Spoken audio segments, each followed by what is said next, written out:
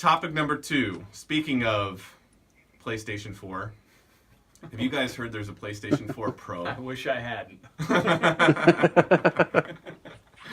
Apparently, there's a PlayStation 4 Pro out in the wild. We don't really know how well it's selling, but It's you a got rabid beast that you needs got to be put down. You got to imagine if it was selling well, Sony would be talking about it. And I haven't read any reports on any gaming sites from any of this stuff. But what's funny is you keep seeing all of these, not all the time, but little quips that come out from time to time of hiccups that they're having with this thing.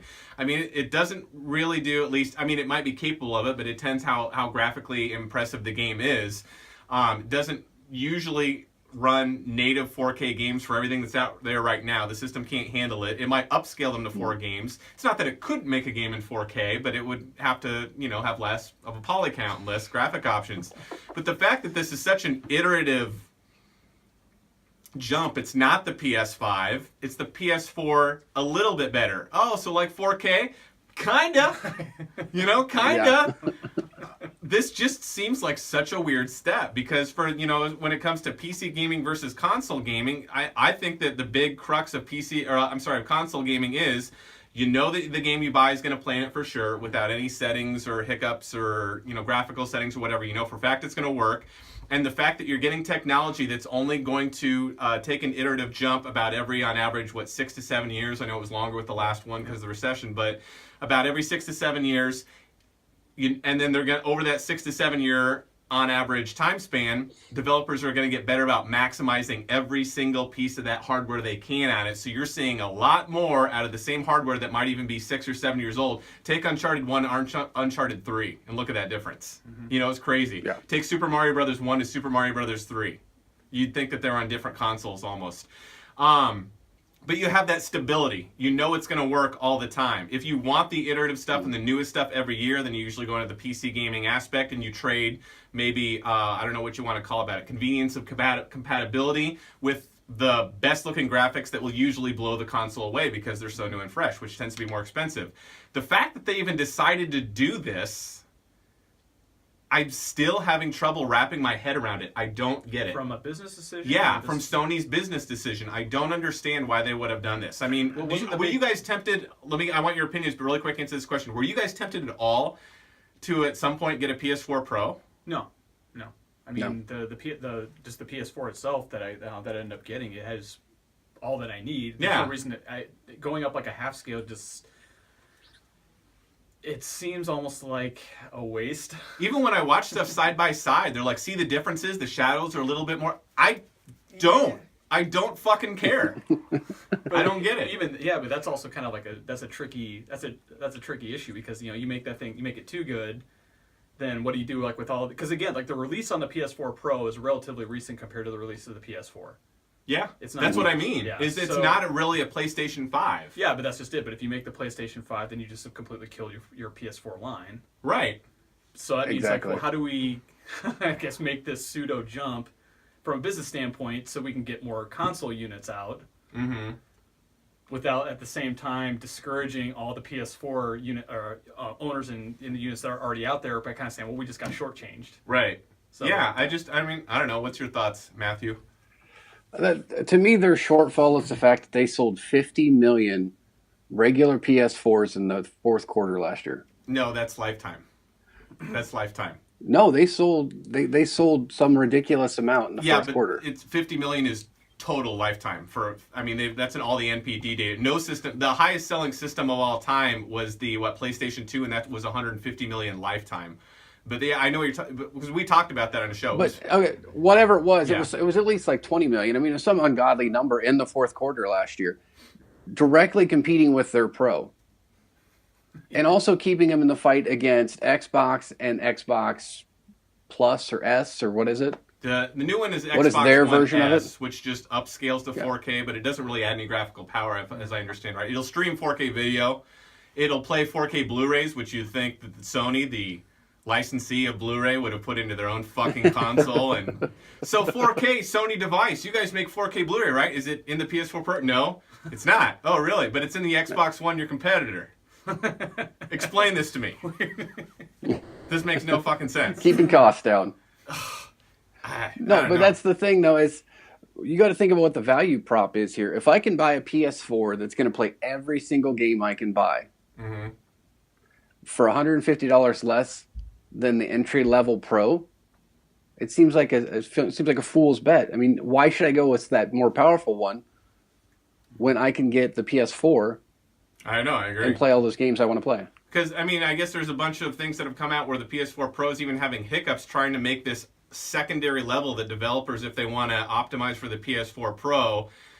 I mean, obviously developers are somewhat used to this, right? Because when you make a PC game, you have all these graphic sliders that you can do stuff. So I can't imagine that being that more difficult. But from the comparing to the past, when you make a game for the PS4 and then the Xbox One, you know for a fact it's off of this one SKU, right? It's off these one specs that you know it's done. You know what the frame rate's going to be of every part of your game when you put it through testing. And now they have to do two, so it's another level of production that has to go into cost. But for those that choose to do it, they're having some difficulties because a lot of the news announcements coming out of this kind of screwing shit up. I mean, this Final Fantasy 15 patch, it's hurting the frame rate for something when it does it in high mode or something. What was it? I think it was even just low mode. Yeah, because there's the game has like two different modes that you can play off of. One's the base one's 1080p, and then the upscaled one is 1800, I think, something like that.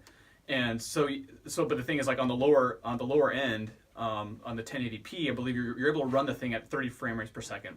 I mean, throughout the game, you're not it's never gonna get choppier than that. But when they updated this patch, now that's no longer the case. They took off the 30 rate restrictions, so now it's kind of like a dice. It's like a dice throw. Yeah. It's like, where you're running through, you could be running fine, then all of a sudden, your guys just, they start buffering. Yeah. Start getting that lag, that Nintendo lag back in the day. Oh, man. Some of the argument that people are making and why they even try to make this weird in-between step is that, well, that's where everything's going right now. Like, your cell phone upgrades usually on average every 2 years. And so people are used to this kind of thing. And I'm like, again, console versus PC gaming. Think of it as a spectrum. On this side, on the console side, you have stability. You know that about every 6 to 7 years, you're going to get something new, and then it's always going to work there. And people are going to trade the not having the newest stuff out there for the convenience of knowing it's definitely going to work. And usually when the next full iterative system comes out, like let's say the PlayStation 5, it may have backwards capability if they choose to put that feature in, but you have games that all developers can program for this. It doesn't have to work on the PS4, so it will always be at least optimized for that console. Because as soon as they do this PS4 Pro thing, which is in between, but you can't buy just PS4 Pro games. If you buy games, that means that they have to also work on the PlayStation 4, which guess what developers are always going to program to? The lowest common denominator. Yeah. So I think that this is a weird failed step, and I think that Xbox, when that new Scorpio comes out this Christmas, if they're smart, they'll learn from because they haven't really announced, is this like the next Xbox? Are they kind of trying to copy what the PlayStation? I mean, it's such a leap in power, you could call this the next Xbox.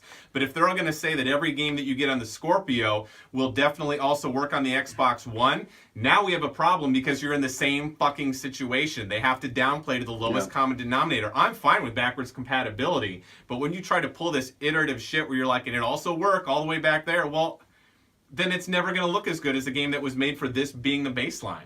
This just seems like a stupid step, and I'm guessing, we don't know, but I'm guessing Sony's probably like, okay, maybe this wasn't the best idea, but we're still winning, so it's cool. Ride that shit wave out. Well, no, I don't necessarily know. I don't know, though, because, I mean, from a technology standpoint and the jump that way, yes, this is a change from what other consoles have done. But even the PS3 that I own isn't the first version of the PS3. Totally agree, but here's the difference there. The spec and the graphical capabilities were the exact same. The system might have gotten a refresh, so it was like the PS3 Slim, but all the developers were still programming for the same graphic architecture. The PS4 Pro versus the PS4 itself are not. They're different SKUs. But think about it this way. Instead of keeping the price point low, what they've done is they've tried to maintain a $400 price point by increasing the technology in the unit. Is it a mistake? I think it is a mistake. Right. I'm not saying it's not. But I think they tried to keep that $400 price point. Mm-hmm. But instead of just making it smaller, they threw extra stuff in there to make it $400. Right. That's possible. I really hope that they see this as a mistake, because I really don't want this going forward to become the standard in console gaming that, by the way, it's going to iterate every couple years, and depending on what you have is going to be different from what your friends and your family and your neighbors have or whatever. I like the fact that we have a staple that we can all adhere to about every 6 to 7 years, and people can optimize for that. We would never get an Uncharted 3 that looked as good as it did in the PlayStation 3 if they would have had PlayStation 3.5. You know what I mean? They would stop. They would just it just wouldn't happen. So I don't know. I just don't think it's a net gain for all of us, and it just kind of ticks me off that there's a mix there that's now confusing. But what's the life expectancy on a console? These things are what? Supposed to be 10-year consoles? Yeah, overall. For the burn rate, the longest burn rate that we had was the PlayStation 2, but that was also a big change. It was the cheapest DVD player in the market. That's why it hit 150 million units worldwide. And also it had a very slow burn because it went into so many third world emerging markets. So nothing's ever going to hit, nothing's projected to ever get close to those numbers again. The next highest one was the Nintendo DS, which I think was 140 million. Even that is, and then after that, the Nintendo Wii, and then it really goes down from there. But anything even close to 100 million units, we haven't seen since, I don't think, the Nintendo Wii. I mean, and that's because it hit everyone. It hit your grandparents, it hit your aunt and uncles, and everything like that. It might have sat in the shelf after a few months for the next 5 years. But if you're asking what's the average console expectancy rate, they tend to have been about 5 to 6 years. But then that whole we didn't get the PS4 Pro, or I'm sorry, God, now they got me saying it. The PS4 and the Xbox One generation for, God, what was it, 8 or 9? So that long. Which wasn't intentional, but we were in the middle of a really bad recession. That delayed it. Because Sony and Xbox wanted to get new shit out faster. But do you think Sony and Microsoft want to release a console every 3 or 4 years? No, I think it'll stay. I think if you do that too much, you lose out on A, you don't need to, and B, you miss out on maximization of the architecture that's out there for developers. So you always get the best stuff out of your consoles towards the end of the life cycle, as the new one comes out. Speeding up that process, is it doable? Yeah, why? Why do that? You know what I mean? 5 to 6 has been working really well. There's no real unless something new that's so revolutionary that makes you need it and want it right now. I don't think there's any use for it. Take the Xbox Scorpio thing that's supposed to be announced. They said it might be coming out this holiday season. I think bullshit. I think it gets announced at E3. I think it comes out next year. If it comes out next year in 2018, that makes it a 5 to 6 year console. So it's the next iteration, whatever you want to call it. It's just been this weird bump in the road of this PS4 Pro. I don't know anybody with it, and I don't go out looking for a whole bunch of information on it. I know it can look nicer on if you got a 4K TV. To me, the upscaling that the PS4 Pro does to an existing 4K TV, I mean, Jesus, Uncharted 4 on a Samsung 4K TV that's doing its own upscaling looked fucking gorgeous. Gorgeous. This PS4 Pro that halfway does a little bit of higher resolution but not true 4K, definitely not for some of these games that are so graphically intensive like Uncharted 4. What's the point? I'll take the upscale for free and I'll wait for the PlayStation 5 that will do full, just like the Scorpio will do for full K, or it could do. It might be a little bit from time to time less and then they upscale it too, but I don't know. Do you guys have anything else that you want to throw out about the PS4 Pro, or am I the only one that thinks that this is universally stupid? I think I said plenty. Matt? No, I will still be buying a PS4. Yeah. Good man. Standard. Yep. Or slim, or whatever you want to call them. Well, based on the news stories that have leaked out over the past year, it definitely seems like you're going to have less hiccups. Cool. And a cheaper price tag. Well, ladies and gentlemen, are we wrong? Do you have a PS4 Pro? Is it kicking ass for you? Is it worth it?